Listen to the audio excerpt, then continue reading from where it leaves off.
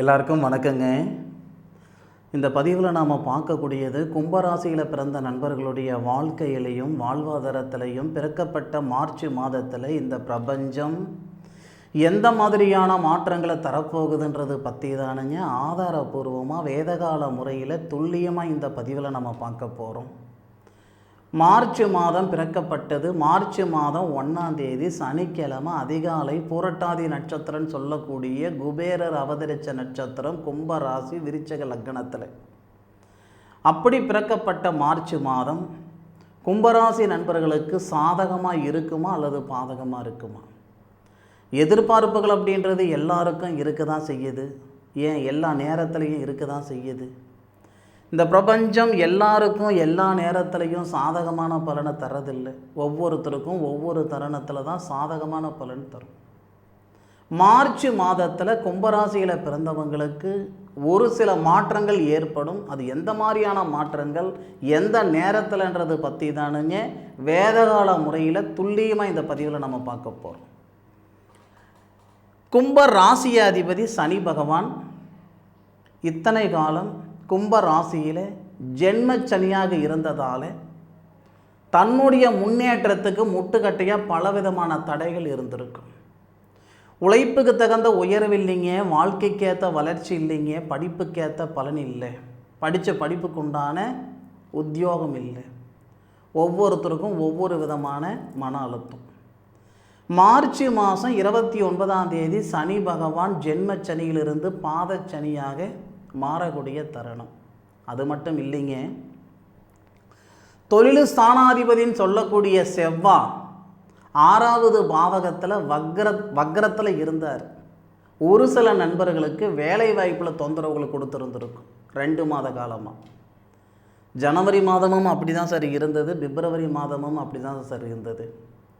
இந்த மார்ச் மாதம் 7ஆம் தேதியிலிருந்து கும்பராசியில் பிறந்த நண்பர்களுக்கு வேலை வாய்ப்பில் இருக்கிற சங்கடங்கள் சரியாகும். தொழில் ஸ்தானாதிபதின்னு சொல்லக்கூடிய செவ்வாவுக்கு தனகாரகனும் தனஸ்தானாதிபதின்னு சொல்லக்கூடிய குரு பகவான் தானுங்க சாரம் கொடுத்துருக்கார்.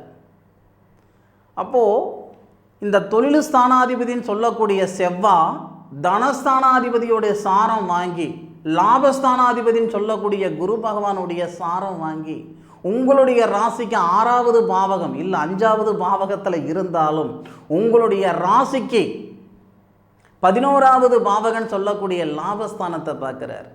இந்த மாதம் முழுவதும் மார்ச் மாதம் 1ஆம் தேதியிலிருந்து மார்ச் மாதம் 31ஆம் தேதி வரை தொழில் ஸ்தானாதிபதின்னு சொல்லக்கூடிய கிரகம் செவ்வாய் லாபஸ்தானாதிபதின்னு சொல்லக்கூடிய குரு பகவானுடைய சாரம் வாங்கி லாபஸ்தானத்தை பார்க்கறது நல்லது. என்னைக்கோ நீங்கள் செய்த உதவி, என்னைக்கோ நீங்கள் விதைத்த ஒரு விதை இந்த மார்ச் மாதத்தில் அதுவும் 7ஆம் தேதிக்கு மேற்கொண்டு 100% சாதகமாக இருக்கும். மனசுக்குள்ளார ஆசைகள் அதே மாதிரி எண்ணங்கள் சிந்தனைகள் அதிகமாக இருக்க தானே செய்யுது. நாம் ஏன் சுய தொழில் செஞ்சிடக்கூடாது, நாம் ஏன் வெளியூர் போகக்கூடாது, நாம் ஏன் வெளிநாட்டுக்கு போகக்கூடாது, நாம் ஏன் ஒரு வாகனம் வாங்கக்கூடாது, நாம் ஏன் வீடு வாசல் கட்டக்கூடாது. ஆசைகள் அப்படின்றது நிறைய இருக்குது, அபிலாசைகள் நிறைய. ஆனால் அதுக்கான தருணம் இது வரைக்கும் இந்த பிரபஞ்சம் கொடுத்த மாதிரி எனக்கு தெரியலைங்க. கிணத்துல போட்ட கல் மாதிரி எந்த இம்ப்ரூவ்மெண்ட் இல்லாமல் ஒரு சில கும்பராசி நண்பர்கள் இருக்கிறது நல்லாவே தெரியுது நடைமுறையில்.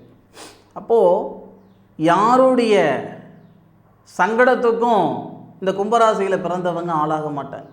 ஏதாவது ஒரு வகையில் ஒருத்தருடைய வாழ்க்கைக்கும் வாழ்வாதாரத்துக்கு தான் உறுதுணையாக இருப்பாங்க. அப்பேற்பட்ட கும்பராசிக்காரங்களுக்கு வரக்கூடிய அதாவது மார்ச் மாதம் 7ஆம் தேதியிலிருந்து, ஏன் ஸ்பெசிஃபிக்காக நான் 7ஆம் தேதி நான் சொல்கிறேன் அப்படின்னா, உங்களுடைய ராசிநாதன் ஆல்ரெடி புரட்டாதி நட்சத்திரம் சொல்லக்கூடிய தனகாரகன் தனஸ்தானாதிபதி குரு பகவானுடைய சாரத்தில் இருக்கார். இந்த மாதம் தொடக்கத்திலேயே 1ஆம் தேதியிலிருந்து 14ஆம் தேதி வரை சூரிய பகவான் உங்கள் ராசியில் தான் இருப்பார். 7ஆம் தேதியிலிருந்து 14ஆம் தேதி வரை அவரும் புரட்டாதி நட்சத்திரத்துக்குள்ளே வரார். சூரிய பகவான் குருவுடைய நட்சத்திரம், சனி பகவான் குருவுடைய நட்சத்திரம், தொழில் ஸ்தானாதிபதின்னு சொல்லக்கூடிய செவ்வாய் குரு பகவானுடைய நட்சத்திரம், அது மட்டும் இல்லாமல் சுக்கிர பகவான் சுபஸ்தானாதிபதி குரு பகவானுடைய வீட்டில், ராகு குரு பகவானுடைய வீட்டில், புத்திரகாரகன் சொல்லக்கூடிய புத்திரஸ்தானாதிபதினு சொல்லக்கூடிய அந்த புதன் குரு பகவானுடைய வீட்டில், இந்த மாதிரியான ஒரு கிரக அமைப்புகள் எல்லாமே இந்த குரு பகவானுடைய கம்யூனிகேஷன் தான் ரொம்ப அதிகமாக இருக்குது. அந்த குரு பகவான் கும்பராசிக்காரங்களுக்கு தனஸ்தானாதிபதி, லாபஸ்தானாதிபதி. அப்போது அந்த குரு பகவானுடைய பார்வை கும்பராசிக்கு 12வது பாவகன் சொல்லக்கூடிய விரயஸ்தானத்தை பார்க்குறாரு. இதை பற்றி நான் ஒரு விஷயம் சொல்கிறேனுங்க. எப்படி பார்த்தாலும் கும்பராசியில் பிறந்த ஆணுக்கும் சரி, கும்பராசியில் பிறந்த பெண்ணுக்கும் சரி இந்த நேரம் நல்லா இருக்கும். அதுவும் 7ஆம் தேதியிலிருந்து. இப்போ மாதம் பிறந்து இன்றைக்கி 3 தேதி ஆகிப்போச்சு. மார்ச் மாதம் 3 தேதி ஆகிப்போச்சு. ஒரு இம்ப்ரூவ்மெண்ட் இல்லை. அதாவது பிப்ரவரியில் நான் எப்படி இருந்தனோ அந்த மாதிரி தான் சார் இப்போ இருக்கேன். மாதம் பிறந்திருக்குன்னு தான் பேரே தவிர எனக்கு எதுவும் வித்தியாசம் தெரியல சார். நிச்சயமாக அப்படி தான் சொல்லுவீங்க. ஆனால் 7ஆம் தேதியிலிருந்து பார்த்தீங்கன்னா நிச்சயமாக மாற்றங்கள் வரும். எந்த மாதிரியான மாற்றங்கள் வரும் அப்படின்னா, ஃபஸ்ட்டு படித்த படிப்புக்கு உண்டான உத்தியோகங்க. 2வது என்ன அப்படின்னா உழைப்புக்கு தகுந்த உயர்வு. ஏன்னா படிப்பு மட்டும் இருந்தால் போதாது இல்லைங்களா, ஏட்டு சுரக்காய் கறிக்கு உதவாதுன்னு சொல்லுவாங்க. அனுபவம், படிப்புன்றது ஒரு புறம் இருந்தாலும் அனுபவம். 10 வருஷமாக வேலை செய்துக்கிட்டு இருக்கிறவர் 40,000 ரூபாய் சம்பாதிக்கிறேன் அப்படின்னு சொல்கிறவங்களும் இருக்காங்க.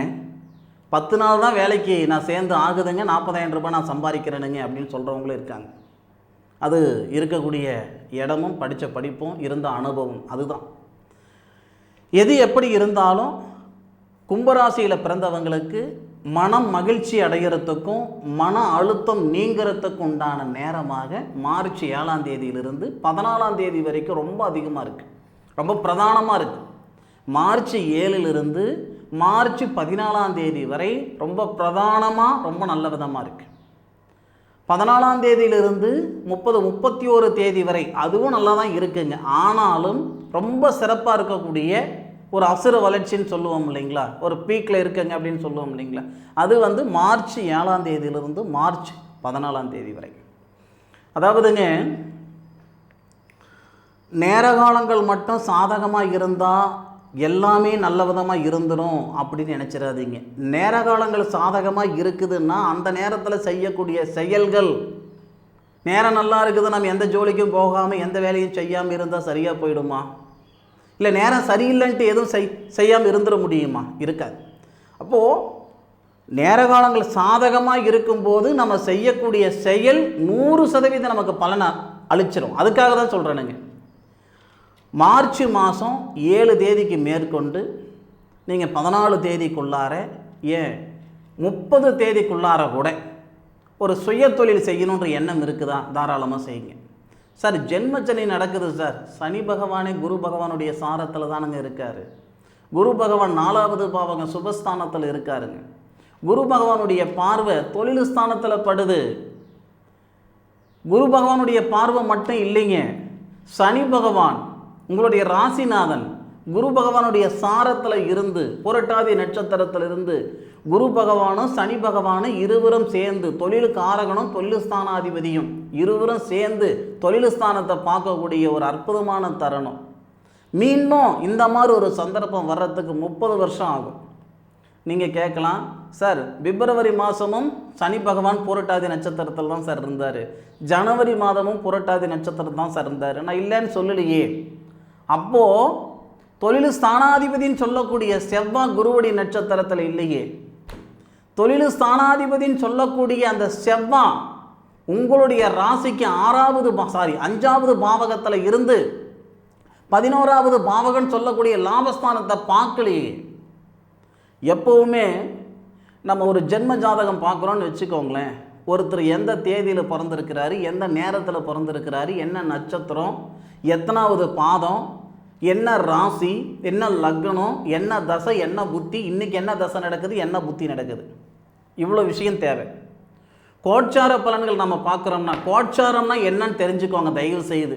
கோச்சாரம்னு எல்லாம் சொல்கிறாங்க, அதுக்கு பேர் கோச்சாரம் இல்லைங்க, கோள்கள் சாரம். கோள்கள் சாரம். கோள்கள்னா கிரகங்கள், சாரம்னா நட்சத்திரம். ஒரு கிரகம் யாருடைய சாரத்தில் இருக்கிறாரோ அதுக்கான பலன்கள் தான் கோள்கள் சார பலன், கோட்சார பலன்கள். அந்த அடிப்படையில் தொழில் ஸ்தானாதிபதியுடைய அமைப்பும் சிறப்பு, தொழில் காரகனுடைய அமைப்பும் சிறப்பு, லாபஸ்தானாதிபதி தனஸ்தானாதிபதின்னு சொல்லக்கூடிய குருவுடைய அமைப்பும் சிறப்பு. இப்போது இதுக்கு முன்னுக்கு சனி பகவான் குரு பகவானுடைய நட்சத்திரத்தில் இருந்தார், தொழில் ஸ்தானத்தை பார்த்தாரு, அப்போ எனக்கு நல்லது நடக்கலை சார் அப்படின்னா அப்போ குரு வக்கரத்தில் இருந்தார்.